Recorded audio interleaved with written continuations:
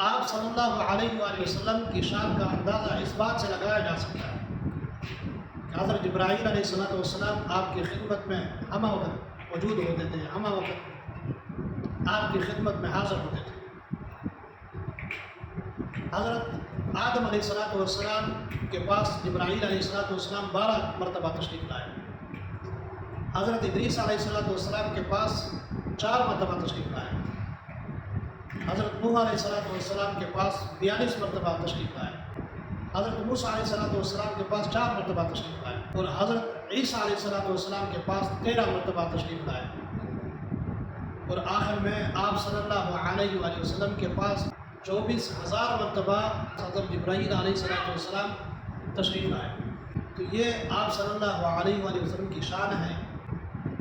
آپ صلی اللہ علیہ وآلہ وسلم عالمی دنیا کے لیے نبی بھیجے گئے اللہ کی طرف سے۔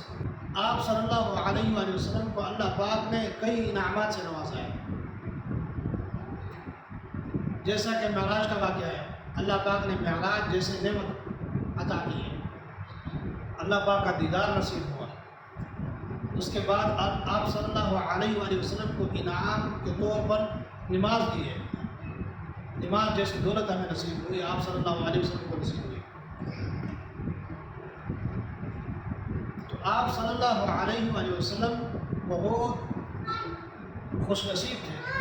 آج کل کفار کو آپ صلی اللہ علیہ وآلہ وسلم کی قدر و قیمت نہیں، یہ اس وقت ان کو اندازہ ہوگا جب ان کی آنکھیں بند ہو جائیں، جب حشر کا میدان لگے گا اور آپ صلی اللہ علیہ وآلہ وسلم سفارش کے لیے آب کوثر پر کھڑے ہوں گے، تشریف فرما ہوں گے، ایک ایک شخص کی گواہی دیں گے، ایک ایک شخص کی سفارش کریں گے۔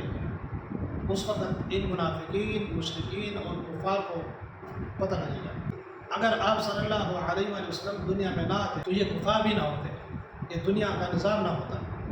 اللہ پاک آپ صلی اللہ علیہ وآلہ وسلم کے نقش قدم پر چلنے کی توفیق عطا فرمائے۔